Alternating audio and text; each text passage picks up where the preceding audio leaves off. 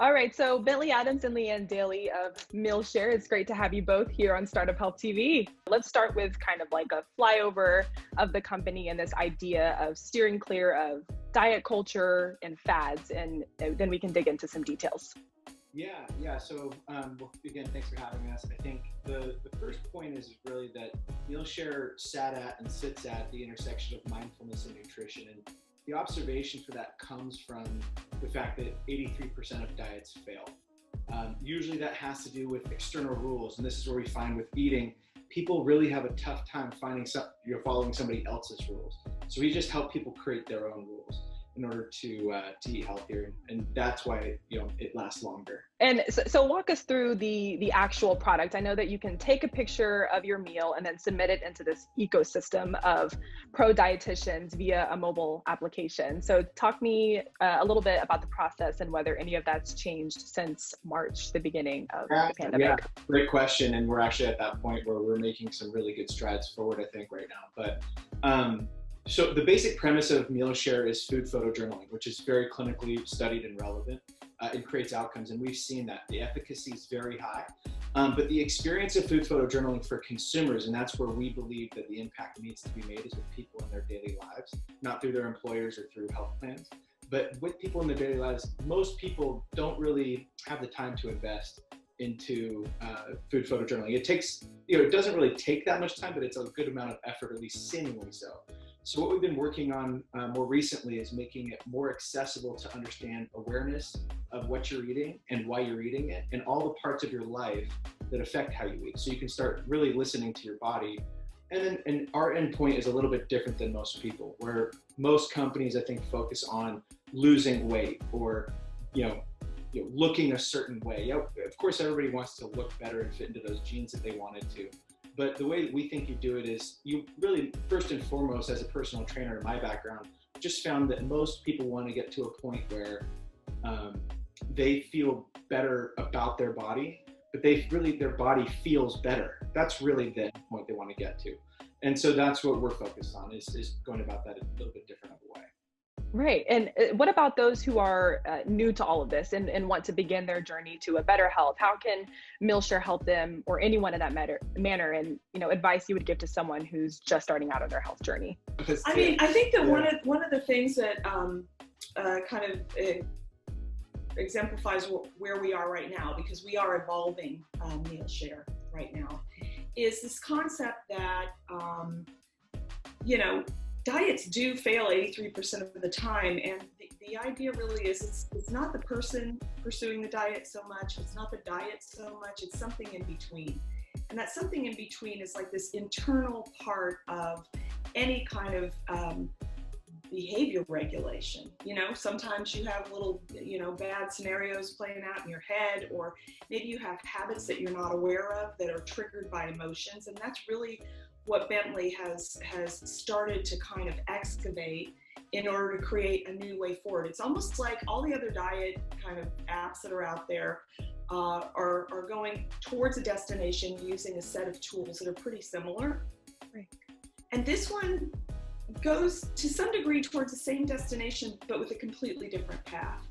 And the path really is about helping people to understand how thoughts lead to emotions, how emotions lead to behaviors. And when you start to learn to kind of get a little bit of distance from that and understand sort of what's going on inside your head, you can sometimes get better at modifying your behavior. And I think that's fundamentally the direction that we're heading in right now. Obviously, MealShare is an app, so it's virtual, and although it's virtual, the pandemic has affected people in many ways. How has the pandemic affected MealShare?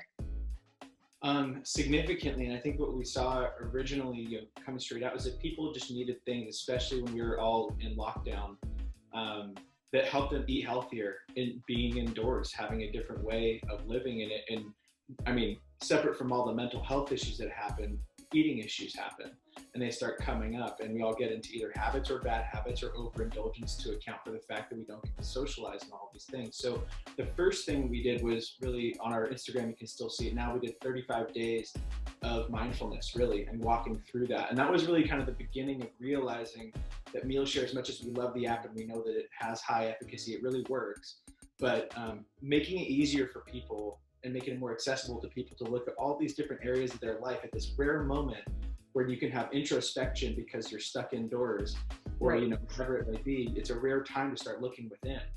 And so that introspection really can, really you can start looking at your relationship with food. Do you have emotional eating? Do you have actually, now that you're not as socially connected, do you have actual body image issues? Let's talk about that. These are the Right. subjects that really affect people's day to day. They don't spend time with it.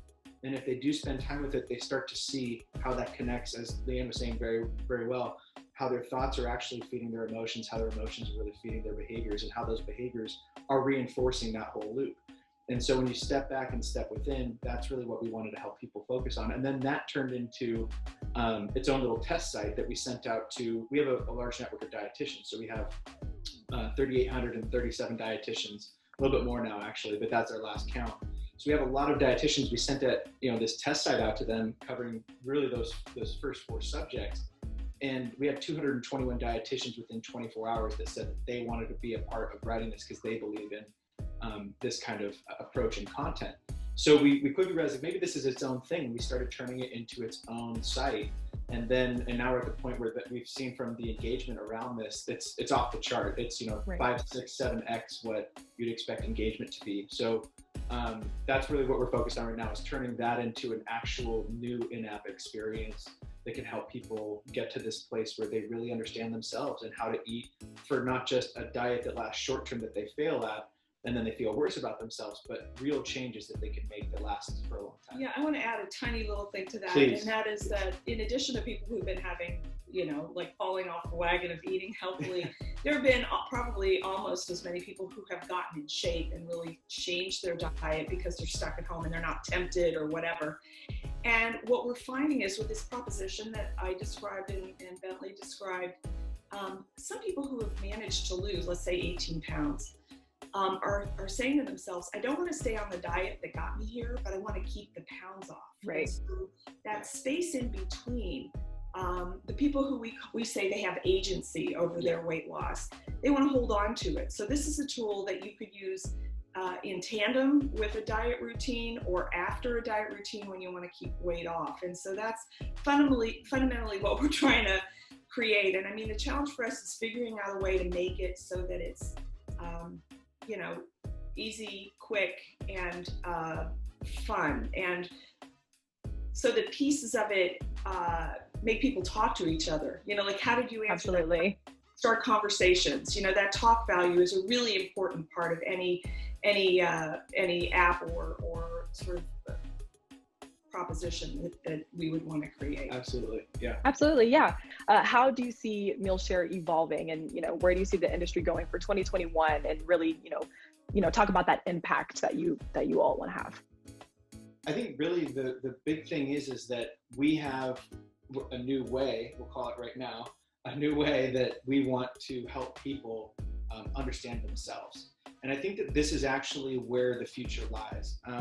Everything in 2021 looking forward is going to have to change. And Absolutely. I think that regardless of what side of the aisle that you're on, now I think a lot of people see that it's a time for healing, and part of healing is understanding yourself so that you can be compassionate and understand other people. We're not out of the woods. This pandemic has not gone away. It's actually gotten worse in the last week. We've actually passed daily records in the last week. So we need to be aware that this is just the beginning of winter too. So everything business-wise in the future is going to have to be at a socially distanced capacity. And that's where I think you see digital health funding, downstream funding is really high. So I think that's where I see the future is. It's got to be in something that's scalable, that's available to people, accessible, and helps them understand themselves better so that they can be a better member of society on the same time too. Mm-hmm. I don't know. Yeah, I think that pretty much sums it up. I mean, I think that fundamentally what we're crafting right now is going to help people be more self-determining, because they're going to understand, the process from thought to emotion to behavior, and then creating a tool that helps them to reflect and capture that so that they can course correct, really. Yeah, that's exactly it. Naturally. Right. Yeah.